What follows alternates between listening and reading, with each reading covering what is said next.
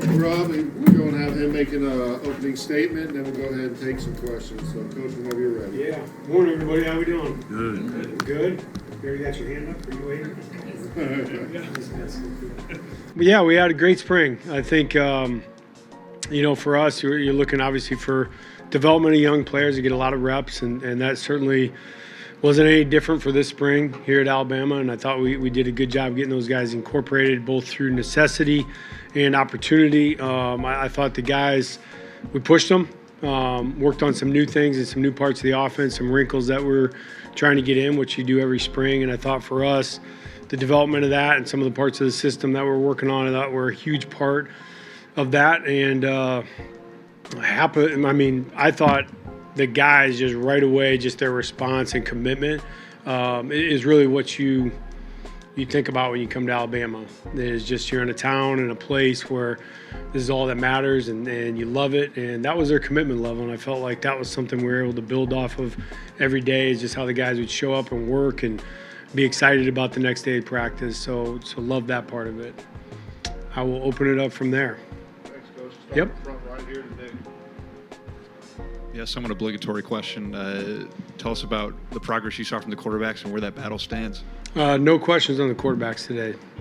I'm messing with you. That would have been disappointing, huh?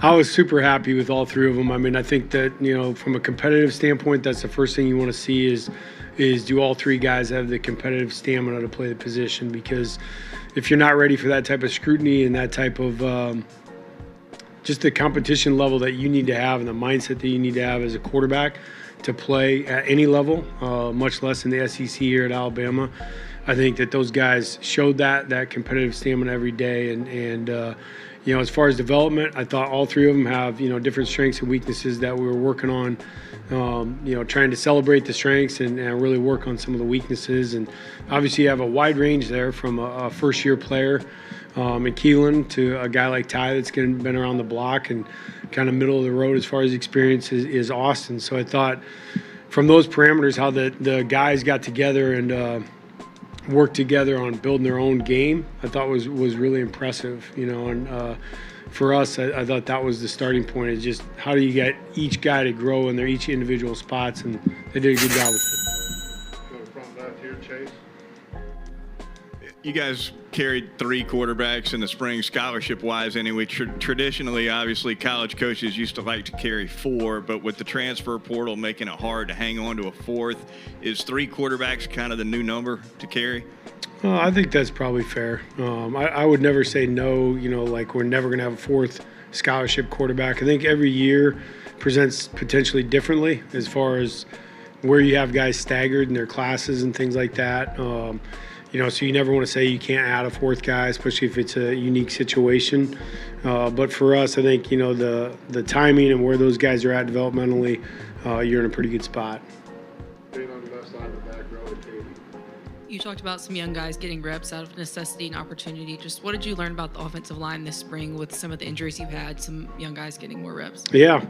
We had more versatility than I initially anticipated. And what I mean by that is Olas was a guy that got out there and played left tackle almost every day, but certainly had opportunity at left guard. And I think Olas could play left tackle. I think he could play right tackle. I think he could play left guard.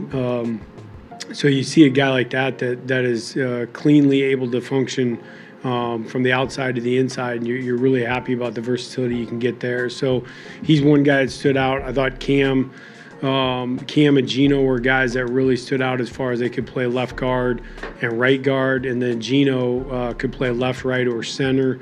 So that part, you just look at those three players right there, and from the interior standpoint, man, you feel really excited about where you're at and where you're going. So those are guys that showed up every single day. Jumping back over to the right side. Yep. What stood out about Rico Scott when he first got here, and what sort of progress have you seen him make this spring? Good question. Rico, I think the first thing that stood out to me was a very serious kid about his game, and very intelligent. And a guy like that has the ability to play on the outside and then still function in the slot and have a role. You want more guys like that, honestly, that can line up in all three spots.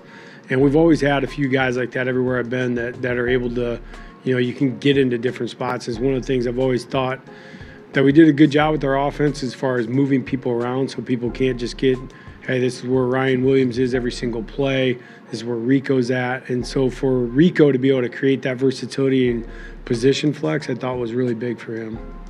We have two questions on the front row left. Let's go to Tony first, and then we'll go to Colin right after that. How do you have 6 running backs? How do you kind of foresee how spreading the ball out at that position? And is there an ideal number maybe that you kind of like at that, like in terms of carries?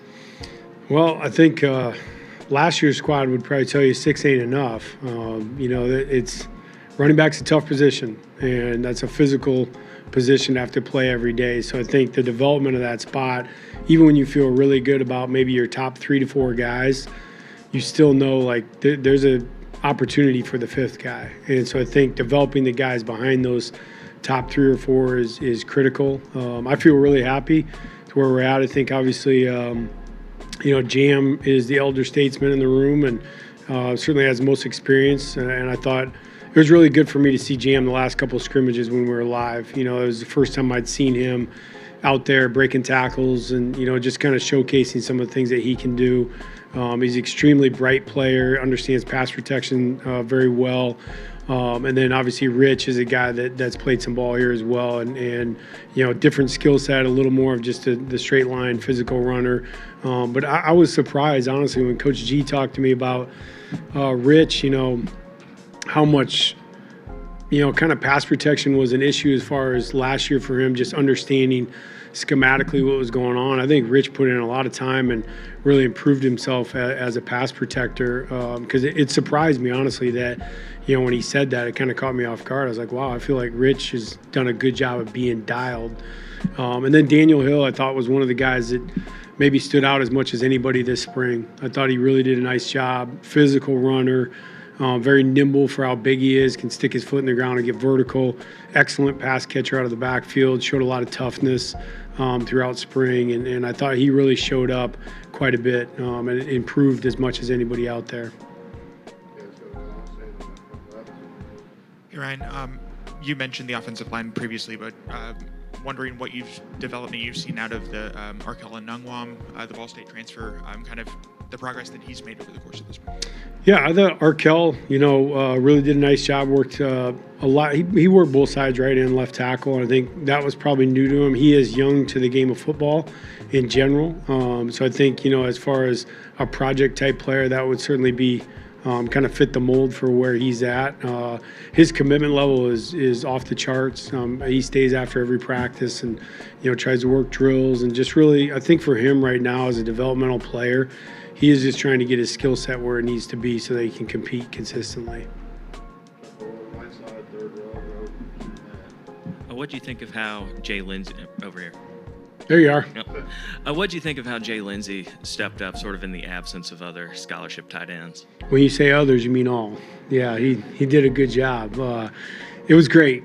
Jay, you always look for those type of opportunities where somebody has to make an impact in a tough stage. And, for Jay to have to step in that role and really take over after the rest of the guys, had went down, he got better. I mean, it was kind of necessity is the mother of invention, right? And for Jay, it certainly was it. And I thought he answered the bell well. I thought for him, pass catching and things like that, being able to separate and find opportunity at the second level was something that he needed to work on. And I thought he did a good job of that, and then just being I think that Jay can be a run blocker kind of guy, like your true anchored Y that gets a couple throws here and there, but is kind of that tough guy mentality, and I thought he showed up. Alex on the right. Wilkin Formby was a guy who maybe battled the learning curve a little bit last year. I'm curious what you saw in terms of progress with him at right tackle. Well, Wilkin, one of his things was the physical part, just like any young offensive lineman. And, tip of the cap to Dave Ballou and his staff. Nobody does it better anywhere in the country than them. And where Wilkin's at now compared to where he was at physically last year, there's a big body of work that's been done. And I thought even just if you just take run blocking, Wilkin had to work a ton at pad level, hand placement, just being able to engage people when he, obviously a longer player. And I thought you could see the physical development with him. He just looked like a different player out there very early on, because my early impression, of Wilkin was just the film that I had seen from last year. And, guys like that, you come into a situation like this and you hope that they've made some big strides. And I certainly think Wilkin had done that and was really happy with where he ended up this spring. He's got a long ways to go. Still got a ton of work to do. He knows that. And he's ready to get to work.